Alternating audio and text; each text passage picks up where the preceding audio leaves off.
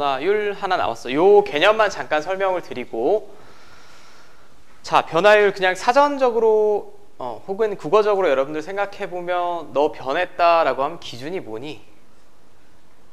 변했다. 시원이 변했다 라고 얘기하면 전과 상태가 달라지면 변했다라고 하죠. 여기서 전이라는 건 물리적으로 시간을 말하지, 시간. 맞습니까? 자, 일단 현재 고교 수학 정도에서 변화율은 다 시간을 기준으로 한다라고 보시면 될 것 같아.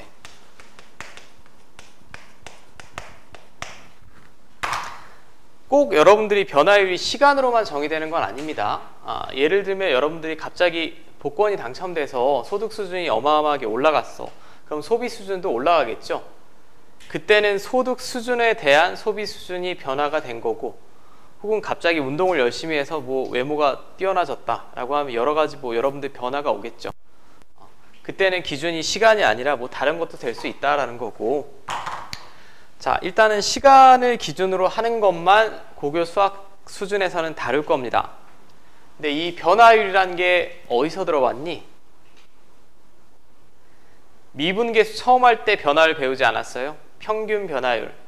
x값이 a에서 b까지 변할 때 평균 변화율 구하여라 라고 하면 이렇게 구하죠.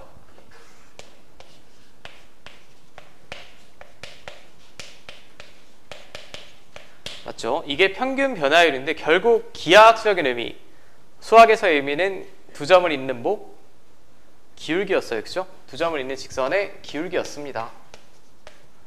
그럼 우리는 다 필요 없고 시간이 기준이면 수학에서의 기준축은 x축이에요. 그죠? 나중에 뭐 경제학을 배우다 보면 y축이 기준축이 될 때도 있는데 일단 여기서는 다 기준축은 시간이라고 보시면 되고 이쪽이. 자, 그럼 가장 여러분들이 알고 있는 대표적인 변화율이 있습니다. 초등학교 때부터 배웠던 거. 속도. 속도 어떻게 구하니? 근데 여러분들 초등학교 때 거석시로 보통 외우지 않아? 그렇게 외우지. 변화율 중에 대표적으로 명칭이 있는 애가 이제 속도예요. 속도는 시간에 대한 위치의 변화량을 속도라고 하죠. 시간의 변화에 따른 위치의 변화량. 줄여서 보통 이렇게 많이 쓰지. 정확하게는 뭐 시간의 변화량분의 위치의 변화량인데 그 물리 시간에는 보통 아마 변이라고 부를 거야, 여전히. 자, 제가 지금 물리 시간은 아니니까 기본적인 내용만 설명을 할게요. 속도는 방향성을 포함하니 안 하니? 여러분들 배웠기를 공통과학이든 어디서 배웠을 때? 포함하죠. 속력은 포함하지 않지. 방향을 포함하는 개념을 뭐라고 그래? 벡터량이라고 하죠. 방향과 크기를 모두 나타내는 양을 벡터량이라고 하고, 방향성은 표현하지 않고 오로지 크기만 나타내는 걸 뭐? 니네 과학은 잘하네. 수학이 왜 모양이야? 네, 크기만 나타내는 걸 스칼라량이라고 하죠. 근데 여기서 거기까지는 필요가 없고 끼케야 수트 수준에서는 수직선 위에서의 운동만 볼 거예요. 그러니까 방향성이 두 개밖에 없습니다. 앞으로 가거나 뒤로 가거나. 그러니까 속도의 부호가 양수면 정방향으로 가고 있는 거고 음수면 뒤로 가는 거고. 그러니까 위로 가거나 앞으로 나오거나 이런 건 현재는 다루지 않는다라는 거. 참고로 이 평면 운동은 미적분 시간에 배울 거고 평면이 아니라 공간까지 나간다라고 하면 벡터를 이용할 거예요. 나중에 배우시고. 자, 일단 속도는 방향을 포함하는 개념이다 라는 거고, 속력은 정의가 좀 다르죠. 속력은 어떻게 정의하니? 시간분해. 이동 거리로 정의하죠. 속력은 이동 거리로 정의하는데 수학 시간에 그냥 이렇게 이해하시면 돼. 속도의 절대값이다. 부호 상관없이 크기만 나타내는 개념이다 라고 보시면 되겠고, 자, 그러면 얘를 제가 식으로 표현해 볼게요. 시간의 변화량을 보통 델타 t라고 쓸 수 있죠. 위치를 x라고 했을 때 위치의 변화량은 델타 x입니다. 근데 수학 시간에는 그냥 속도, 가속도라고 써있지만 앞에 두 글자 생략됐다라고 보시면 돼. 순간 속도예요. 평균 속도가 아니라. 딱 시간이 2일 때, 시간이 3일 때 속도를 물어보면 순간 속도죠.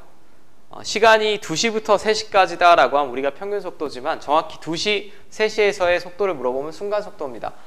자, 여기서 깊은 증명보다는 결국 앞에 미분계수에서 다 했어요. 여기서 속도의 이 변화량, 속도의 증분을 한없이 0에 가깝게 가져가면 왜 순간이에요? 응? 뭐가 순간? 왜? 우리가 이제 이거는 평균 속도고 이 식은 평균 속도인데 이게 순간 속도란 얘기죠. 이건 실제 수학 시간에 다룰 일은 없다고. 갑자기 날카로운 질문을. 결론은 이거예요. dx dt 이거 뭐하란 얘기야? 위치를 시간으로 미분하면 끝이란 얘기입니다. 시간의 대안이니까 당연히 분모는 시간이 돼야 돼요. 맞죠? 기준량이 항상 분모에 오는 겁니다. 자, 그럼 우리가 심플하게 제가 표로 작성을 해드리면 이거밖에 없어. 가속도는 제가 굳이 칠판에 적지도 않겠습니다. 가속도의 정의는 뭐니? 시간의 변화량 분의 속도의 변화량이죠. 뭐 여러분들 아마 V는 V0 플러스 AT라고 많이 외우실 거고, 위치는 보통 XT라고 해요. 근데 이거는 주어지는 사람 마음입니다. 이거는 물리시간이랑 다르게 위치는 시간에 관한 함수로 주어집니다. 그러니까 여러분들이 구하는 게 아니에요. 이건 주어져. 구하는 건 물리시간을 배우시고. 자, 심플해. 시간에 대한 위치의 변화량이니까 얘를 시간으로 미분하면 속도가 나온다는 얘기고, 시간에 대한 속도의 변화량이 가속도니까 다시 한번 시간에 대해서 미분하면 가속도가 나온다는 얘기죠. 심플하네. 속도는 보통 VT라고 쓸 거고 가속도는 보통 AT라고 쓸 겁니다. 자, 여기까지 문제 있니? 별로 없지. 이 다음 단어에서 이제 적분이면 반대 방향이에요. 가속도 적분하면 속도, 속도 적분하면 위치가 나온다 라는 거고, 자, 이게 변화율 중에 여러분들이 초등학교 때 배웠던 가장 대표적인 변화율, 속도, 가속도를 제가 말씀드린 거고, 여기는 추가되는 게 요 변화율이 조금 추가됩니다.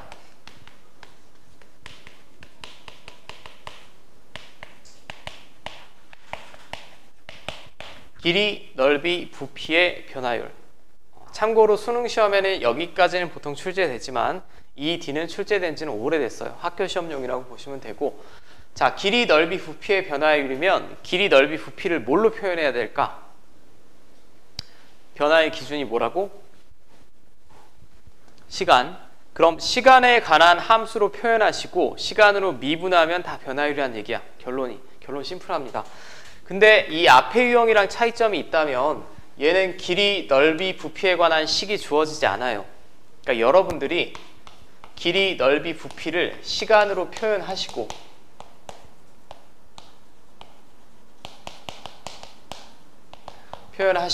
얘를 시간으로 미분하면 그대로 길이, 넓이, 부피에 대한 변화율을 구할 수 있다라는 것만 아시면 됩니다. 자, 일반적으로 이제 영어로 쓸 때 길이는 L로 많이 쓸 거고요. 넓이는 라지 S, 부피는 볼륨이니까 라지 V를 많이 쓸 거야. 꼭 이렇게 쓸 필요는 없는데 보통 책에 이렇게 나와 있으니까. 오케이? 자, 그럼 식으로 표현해 보면 길이를 시간으로 표현하고 t로 미분한 게 길이의 변화율이고, 넓이를 시간으로 표현하고 시간으로 미분한 게 넓이의 변화율이고, dv, dt는 부피의 변화율이고, 이거는 제가 일반화해서 설명을 드릴 수가 없습니다. 왜냐하면 문제의 조건이 다 다르기 때문에 결국 이거 한 줄이야. 시간으로 표현을 하시고 미분하시면 변화율이라고. 오케이? 그 정도만 받아들이시면 될 것 같아요. 자, 됐죠? 그럼 실제 문제를 한번 풀어볼 텐데, 제가 아주 과도하게 쉬운 거나 이런 거 조금 생략을 할게. 과도하게 쉽다라는 표현이 좀 웃긴데,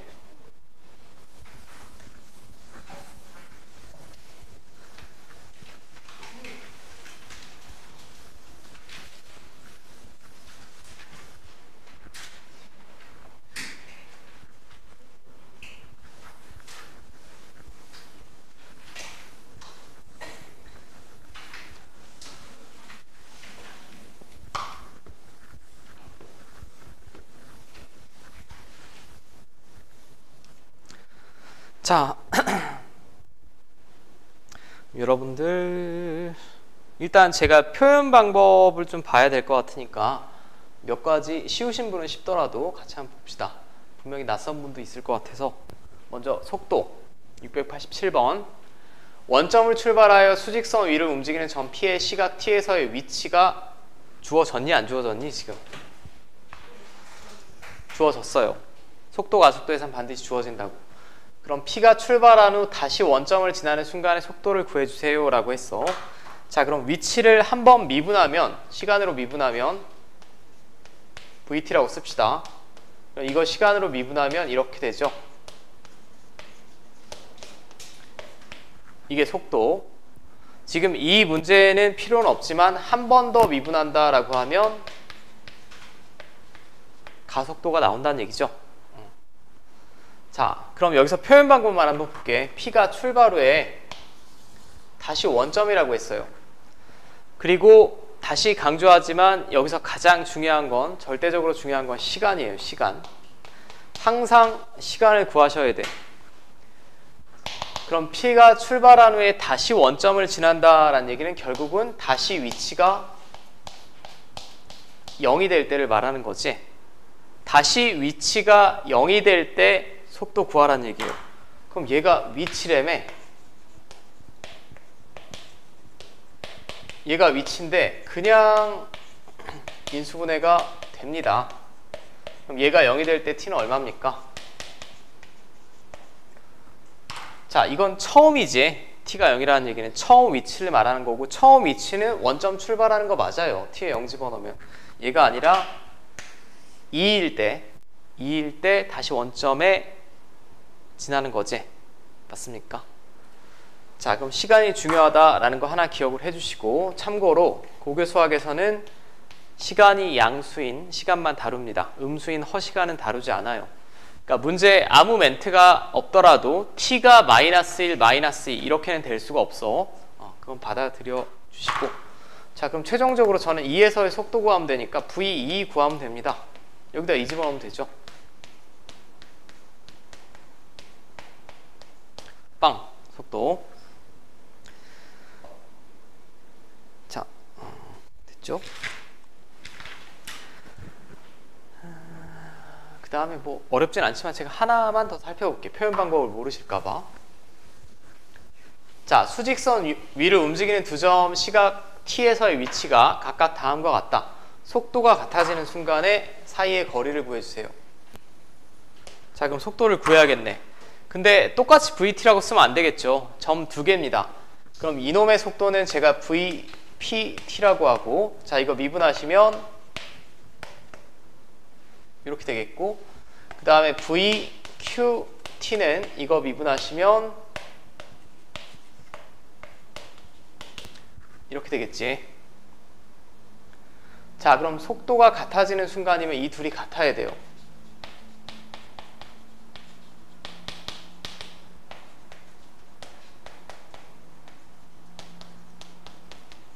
자, 인수분해. 그럼 t는 -2분의 5 또는 1 나오겠지. 음수는 될 수 없다며. t는 1이죠. 자, 그럼 이때 두 점 사이의 거리 물어봤어요. 두 점 사이의 거리는 뭐라고 쓸 수 있냐? 위치의 차라고 보시면 되죠. 위치의 차. 거리가. 자, 그럼 t가 1일 때 P라는 애는 1 집어넣으시면 3분의 2 더하기 3분의 1이니까 1이고, Q는 -2분의 3 플러스 5 플러스 2분의 1이니까 4 나오겠죠? 자, 거리 얼마니 그럼? 3이지. 거리가 음수가 나올 수는 없습니다. 제가 분명히 차라고 적었죠? 둘 빼고 절대값 씌워준 거야. 빼고 절대값. 위치의 차. 위치의 차는 빼고 절대값 씌워준 거다라고 보시면 되겠고. 왜? 뭐지?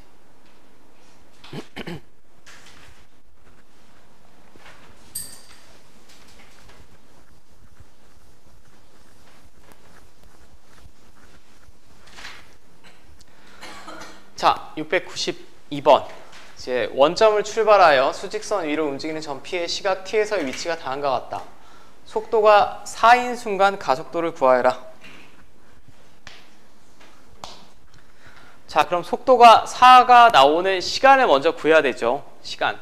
자, 그럼 얘가 위치면 제가 미분하면 속도가 나올 거고,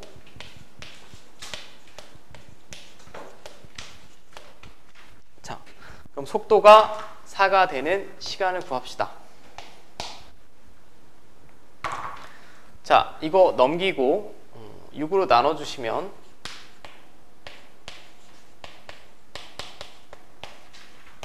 자, 하나는 음수니까 t는 또 2 나오죠. 그럼 제가 시간 구했습니다. 그럼 그때 가속도를 구하여라 라고 했으니까 가속도는 다시 속도를 미분한 거죠. 이게 속도였으니까 12t-6이고 시간은 제가 2라고 구했으니까 자, 18 나오겠지. 지금 문제 어디를 봐도 단위 같은 거 없죠. 그러니까 뭐 미터 퍼 세크 제곱 이런 건 굳이 쓰실 필요가 전혀 없는 겁니다. 없는 거고. 자, 여러분들 한번 694번 한 번만 풀어보세요.